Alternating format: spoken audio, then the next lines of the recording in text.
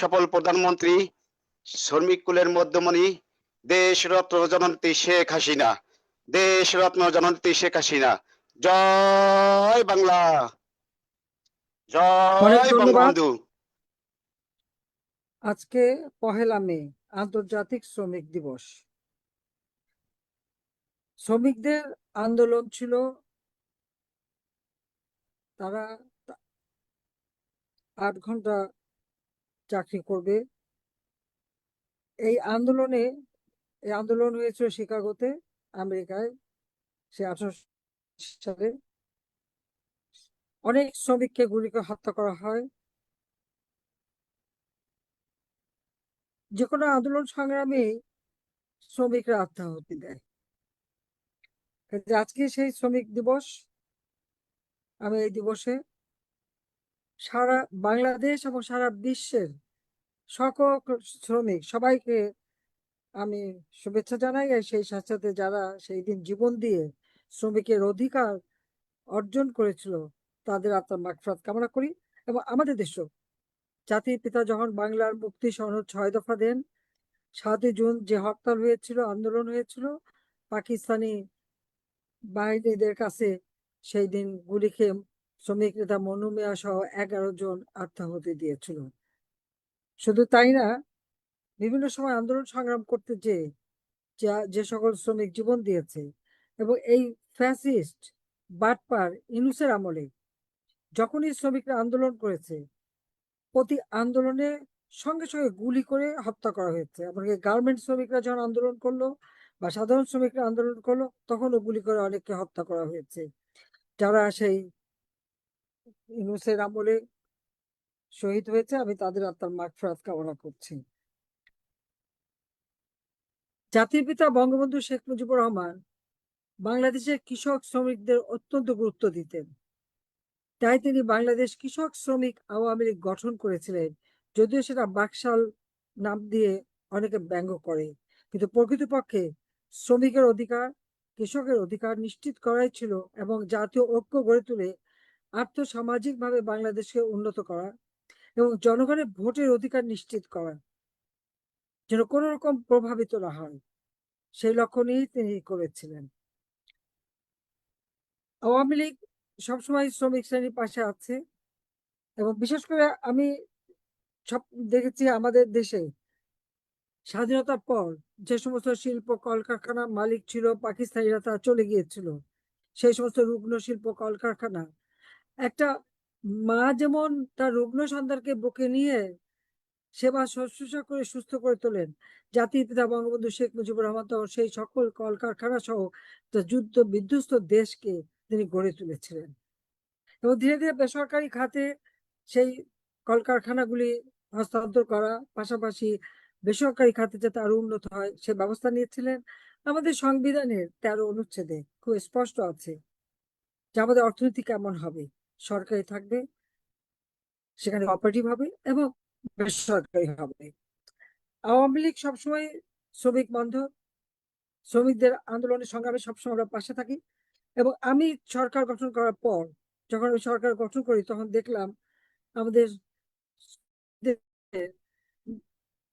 মজুরি ছিল মাত্র 800 টাকা, মাসে 800 টাকা। আমি 1600 টাকায় উন্নীত করে দিই। যদিও বিএনপি ক্ষমতা আসে 2001-এ, সেটা স্থগিত করে রাখে, 2006-এর দিকে সেটা আবার ছেড়ে দেয়। 2009 সালে যখন আমি সরকারে আসি, মাত্র 1600 টাকা ছিল তাদের মজুরি। আমি 3500 টাকায় উন্নীত করে দিই এবং মালিকদের সাথে কথা বলে তাদেরকে অনুরোধ করি আমরা সেই শ্রমিকদের বেতন ভাতা বাড়াই। সাধারণ শ্রমিকদের 4000 টাকা মতো বেতন বাড়িয়ে দিয়েছিলাম। এরপরে এই আমি যে 3বার পরপর ক্ষমতায় বা 4বার ক্ষমতা আসলাম, প্রত্যেকবারই শ্রমিকদের ভাতা আমরা বাড়িয়েছি, বেতন বাড়িয়েছি। 3000 থেকে 5000, 5000 থেকে 8000, 8000 থেকে 12000 মূল মজুরি। তাছাড়া শ্রমিকদের মানে কর্মস্থানে সেই অগ্নি নির্বাপকের ব্যবস্থা করা, তাদের জীবনের নিরাপত্তা নিশ্চিত করার ব্যবস্থা নিয়েছি। গার্মেন্টস মহিলা শ্রমিকদের জন্য ম্যাটারনিটি লিভ, টিফিনের ব্যবস্থা, ট্রেনিং এর ব্যবস্থা সবই আমরা করেছি। এমনকি আমাদের পাটকল শ্রমিক, পাটকলগুলি আমাদের এত পুরনো, সেই 50-এর দশকে 60-এর দশকে, কোনো মতে সেগুলো লাভজনক হয় না। শ্রমিকদের অনেকের বেতন বকেয়া ছিল। আমি সকলের সমস্ত বকেয়া বেতন পরিশোধ করি, এবং বকেয়া এবং তাদের এই পটকাল বন্ধ করে দিয়ে তাদেরকে আমি টাকা দিই। কেউ 50 লাখ, কেউ 40 লাখ, কেউ 25 লাখ, এরকম করে টাকা পায়। পুরো টাকাটা ক্যাশ না দিয়ে তাদের সঞ্চয়পত্র করে দিই, পারিবারিক সঞ্চয়পত্র। সেখান থেকে তারা যে টাকাটা পেত তাতে তাদের সচ্ছলভাবে চলতো। 50% তাদের ব্যাংকে আমরা সঞ্চয়পত্র করে দিই, 50% তাদের ক্যাশ হাতে দিয়ে দিই। এরপরে এই কলকারখানাগুলি আমরা বেসরকারি খাতে চালু করি, কারণ আমরা গবেষণা করে পাটের জন্ম রহস্য আমরা উদ্ভাবন করি, জুট জিনোম উদ্ভাবন করি। সেই পাট থেকে শুধুমাত্র ওই চট বা দড়ি করার জন্য না, বহুমুখী উৎপাদন যাতে হতে পারে সেই ব্যবস্থাটা আমরা নিয়েছিলাম, যার জন্য আমাদেরকে আমরা বেসরকারি খাতকে সেই সুযোগটা দিয়ে দিই। পাট, পাটজাত পণ্য, পাট চামড়া মিশ্রণের পণ্য, অনেক কিছু পাটের থেকে হতো। পাটখড়ি থেকে, ফার্নিচার থেকে শুরু করে সবকিছু হতো। সেইভাবে বহুমুখী ব্যবহার এবং যেটা উন্নত হয় গবেষণা করে করে সেটা সেদিকে আমরা দৃষ্টি দিই, এবং প্রত্যেকটা শ্রমিক তাদের সমস্ত বকেয়া দিই। আবার নতুন ভাবে যে কলকারখানা চালু হয়, অনেক শ্রমিক সেখানে পুনরায় চাকরি পায়, সে ব্যবস্থা করি। আমাদের দেশে যারা শ্রমিক শ্রেণী রয়েছে সেখানে আমরা কি দেখি? রিক্সাওয়ালা, নির্মাণ শ্রমিক, গাড়ি চালক বা ট্রাক চালক, বাস চালক, রেল শ্রমিক, ঘাট শ্রমিক, পোর্ট, বিভিন্ন পোর্ট, স্থল বন্দর, নৌ বন্দর, সমুদ্র বন্দর, হোটেল, রেস্টুরেন্ট, ব্যাংক, বিমা, প্রত্যেকটি ক্ষেত্রে এরকম সমস্ত ক্ষেত্রে কিন্তু শ্রমিক শ্রেণী রয়েছে। তাদের সকলের যার যার কর্মক্ষেত্রে তাদের সকলের যাতে কল্যাণ হয় সেই ব্যবস্থা আওয়ামী লীগ সবসময় নিয়েছে। শুধু তাই না, আমাদের যারা মানে গৃহহীন, ভূমিহীন, সেই ধরনের শ্রমিক শ্রেণী সহ সাধারণ মানুষ যারাই ঘর নেই বাইরে, প্রত্যেকে আমরা বিনা পয়সায় একদম, সরকার, আমি নিজে উদ্যোগ নেই, বিনামূল্যে তাদেরকে 2 কাঠা জমি এবং একটি সেমি পাকা ঘর তৈরি করে দিই, সাথে স্যানিটারি ল্যাট্রিন এবং পাকের ঘর থাকে, বিদ্যুৎ, পানি, সবকিছুর ব্যবস্থা আমি করে দিয়েছি তাদের জীবনটাকে উন্নত করতে, এবং সেই সাথে ট্রেনিং দেওয়া।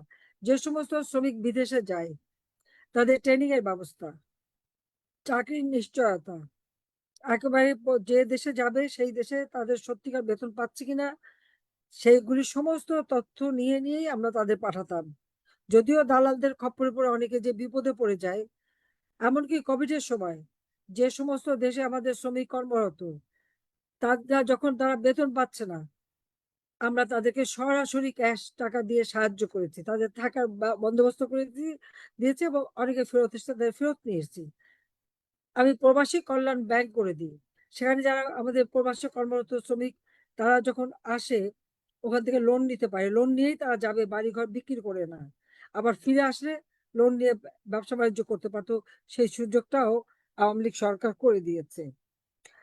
আমাদের মেয়েদের মেয়েদের শ্রমিকের নিরাপত্তা, যখন বিদেশে যায় তাদের নিরাপত্তা নিশ্চিত করার জন্য প্রত্যেক হাতে মোবাইল সিম দিয়ে দিতাম, কোনো বিপদে পড়লেই যেন তারা জানাতে পারে তারা কি অবস্থা থাকে।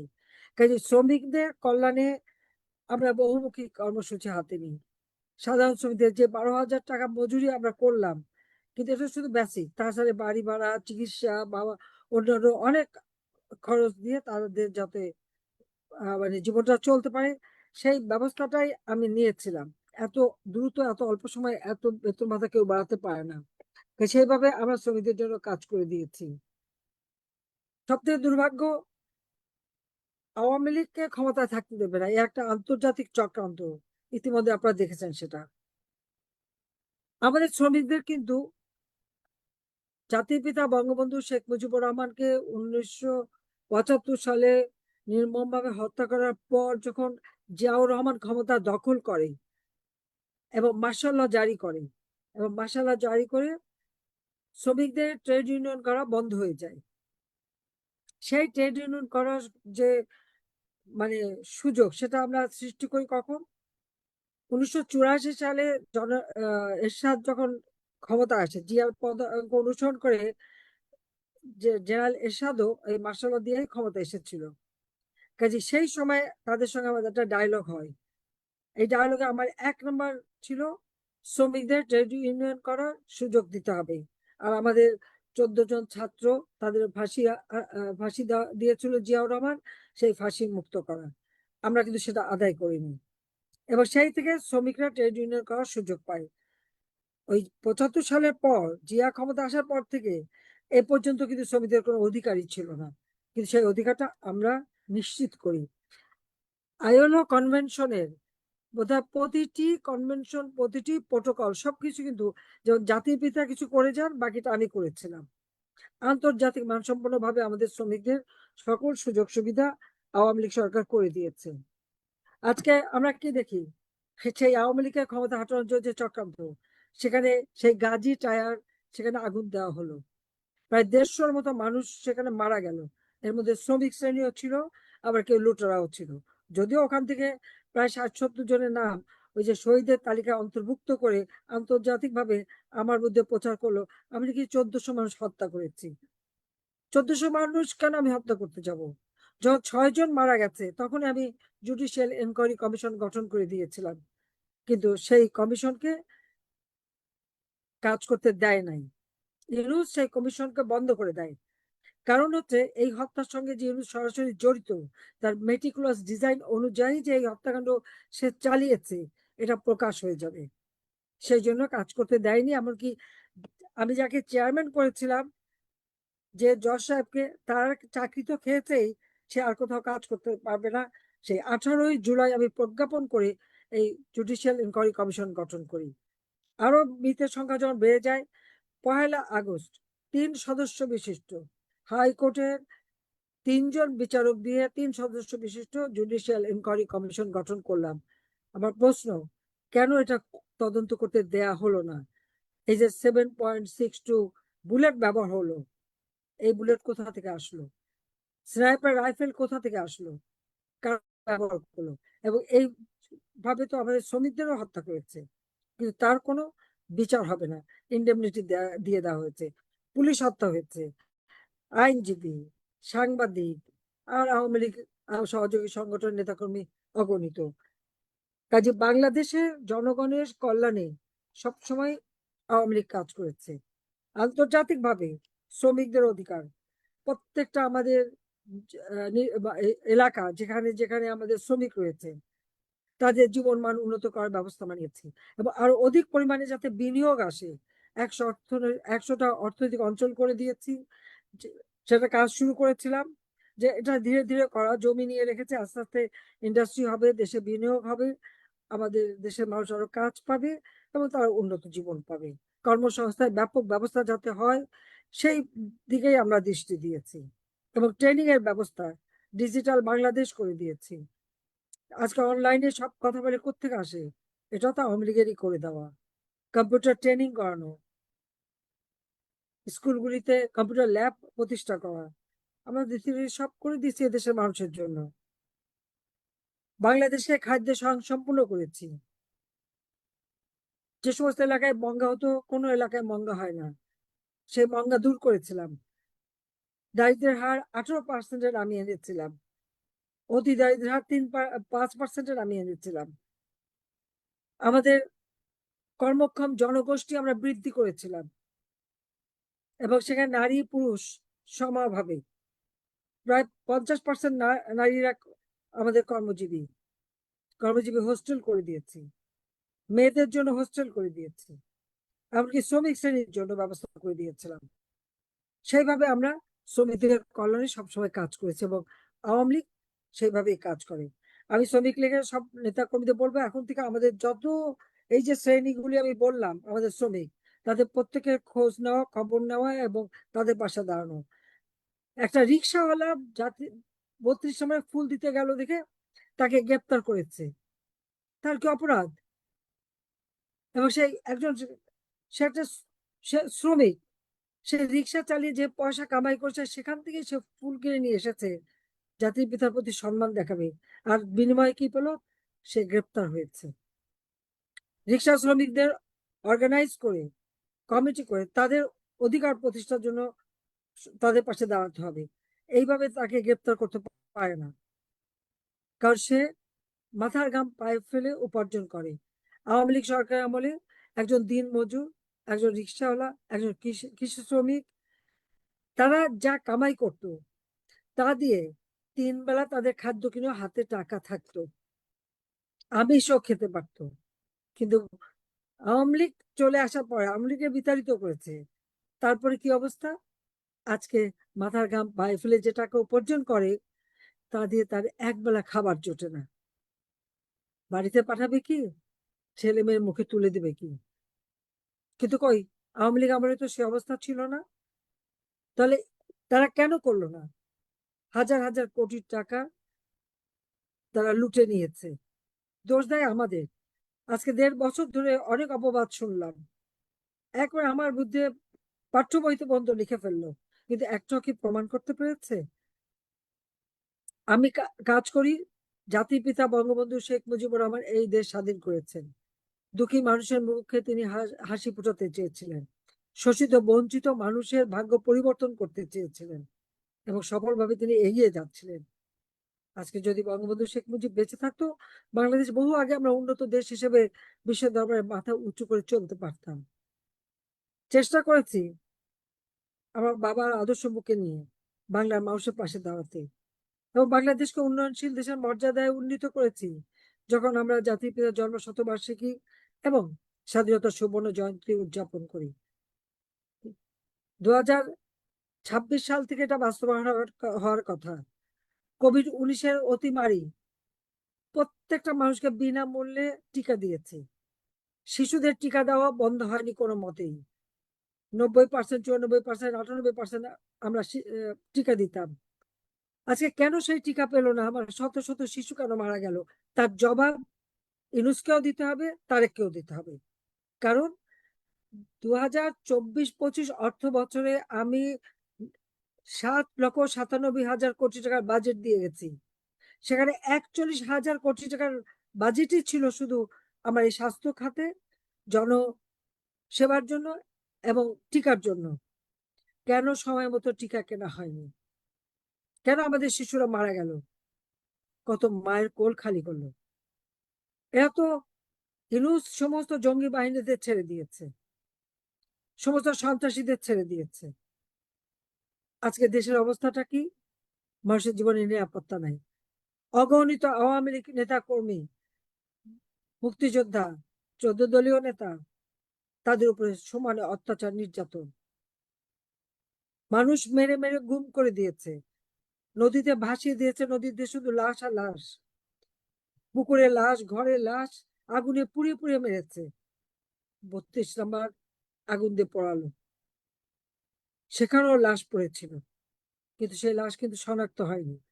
এরকম অগণিত মানুষের লাশ শনাক্ত হয়নি, কেউ জানি না সেগুলি কোথায়, কিভাবে, কারা মারা গেল, কোন মায়ের কোল খালি হলো। কিন্তু প্রত্যেক দিন এখন হত্যা হচ্ছে, এখনো।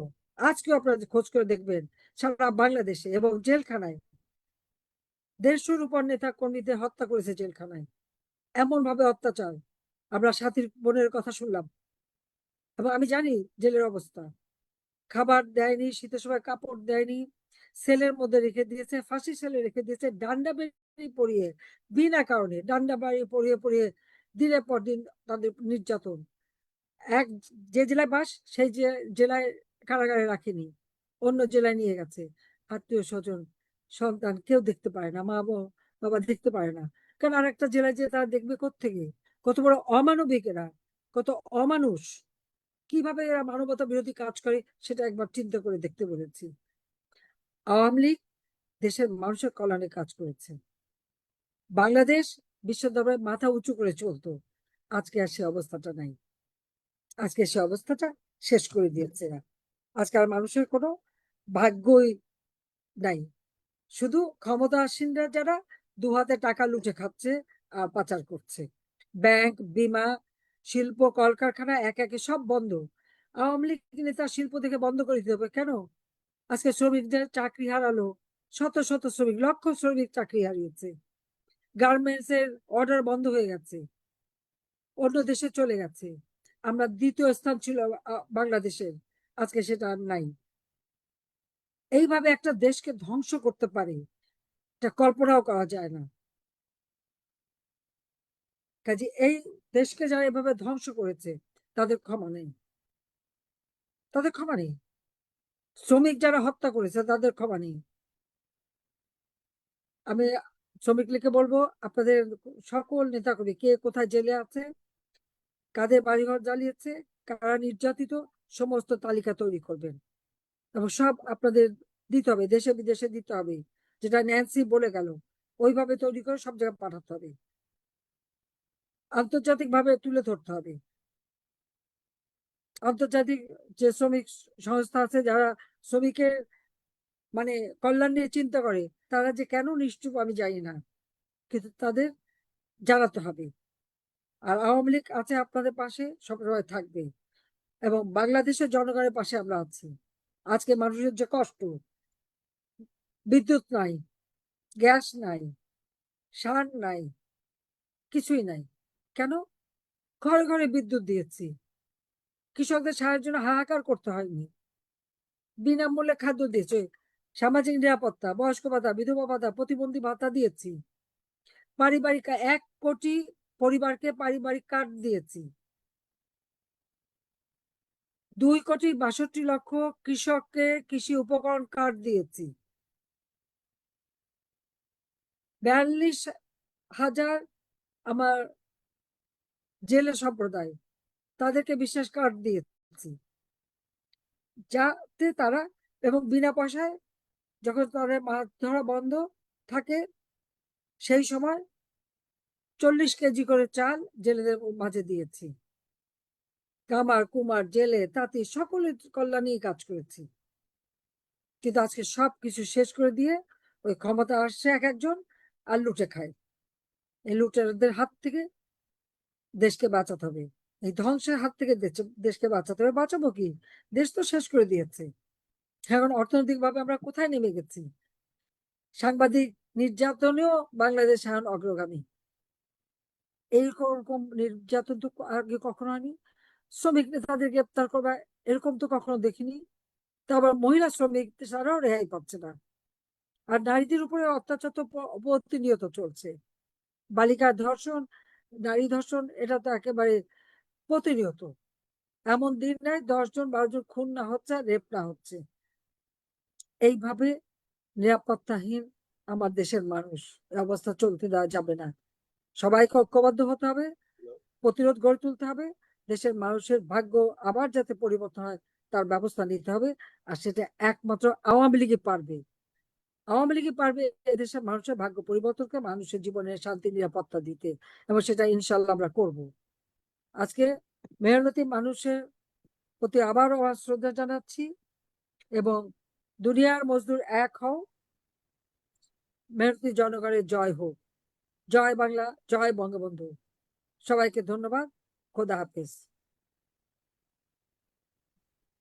ধন্যবাদ মাননীয় প্রধানমন্ত্রী।